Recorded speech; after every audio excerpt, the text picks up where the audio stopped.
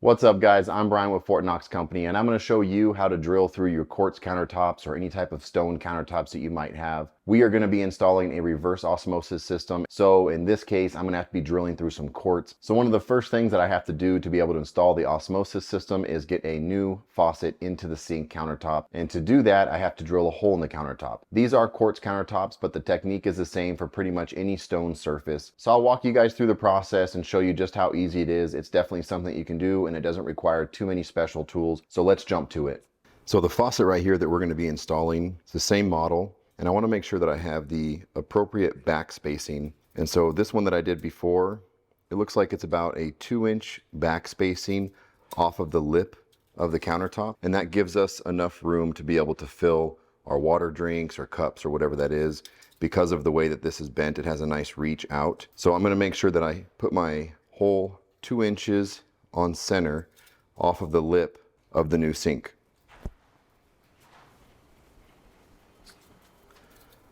So this is the area that we're going to be putting it. I'm going to be drilling the hole somewhere right here. I'm going to make sure that I'm 2 inches off and I'll create my center line. I'll have my circle here to kind of give me a point of reference. I usually make the circle on these surfaces with like a dry eraser marker because it will come off, but it starts me off with a good reference point. So I use a dry erase marker here. We'll put some water down on it and then I'll show you the technique of starting at 45 degrees and then slowly rocking the bit down into the surface. The bit that we're going to be using is one of these diamond tip blades. This is a 1-inch bit. Most of these faucets or these spigots call for like a 7/8, basically 1-inch hole. I would not go cheap on the bit because this really does make a difference. It will give you a good hole. It will also not mess up your surface. It cuts through like you expect it to. So I don't go cheap on these. I'll have links for all this stuff in the description. This is the one I'm using here, Milwaukee, but there's a couple other brands that are just as good. But don't go cheap. I wouldn't buy the knockoff brands off Amazon. I'd actually get the name brand of this bit. So then I'll usually, once I make my line at 2 inches, I'll usually take my bit and I'll just center it on that. And then knowing that I'm centered, I'll make my reference mark.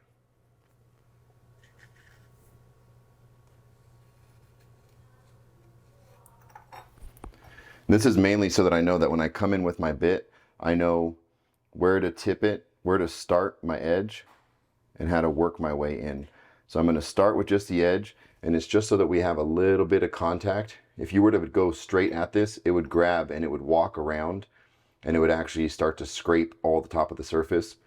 So the main part is coming in at a 45, letting this surface touch, and so it scrapes. And then as it creates a little divot, it gives us something to guide the rest of the bit in, and then we can go straight down. Also, make sure that your drill is on the high speed. You want to make sure that you're on the faster speed because this is going to be going against the stone, and any type of slow rotation is going to also catch. So you want a high speed so that you can let this diamond tip do the work for you. We're not going to be putting a lot of pressure down. We're going to kind of let the weight of it start.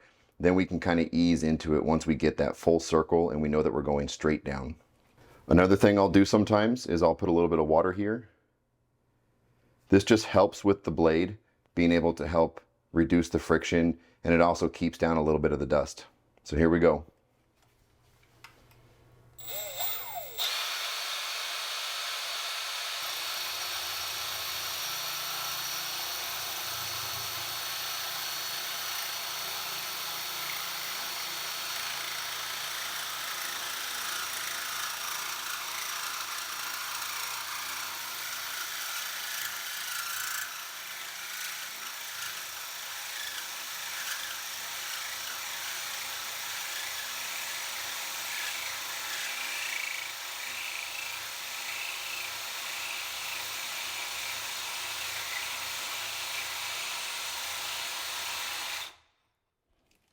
Just to show you guys where we're at so far. This is our hole. You can see that we're right on center. We're 2 inches on center. And we have a nice guide now that will actually let us go all the way down. So we're about halfway through the surface, but I just wanted to clean it up to show you. Nothing to be afraid of. That was full speed, so maybe 30 seconds. Just let that first edge start to grab, and then we rock it in slowly.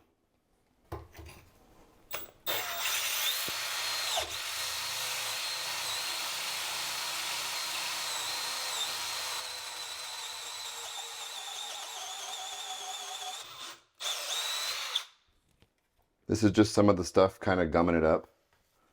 This is also why I like to put a little bit of that water in there, because it helps with that friction.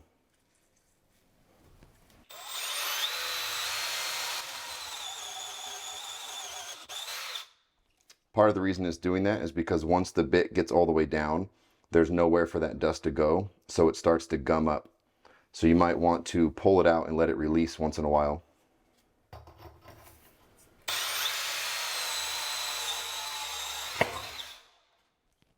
There we go.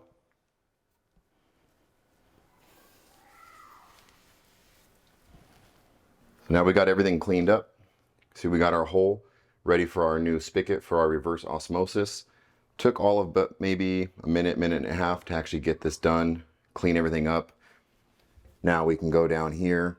In my situation, I actually don't have a dedicated outlet for a like a reverse osmosis. Some of these systems that are less advanced don't actually have a power source needed because they just filter it. This one's actually monitored, so it has some type of electronics that go to it. So we need a dedicated outlet. This one goes up there to the outlet that we have, that switch. So this one only comes on with the switch. So I'm going to actually show you how to run power down from that outlet into here so we can have a dedicated outlet for our osmosis system. So if you do have to drill your own hole and you don't have one there for the spigot, don't be afraid. It's something that you can do yourself. Small investment in the bit, that's like, you know, $20 to $30 maybe, but you can do it yourself, and it's a lot easier than calling somebody out to do it and waiting on them. A couple minutes of your time and then you're ready to continue with the process.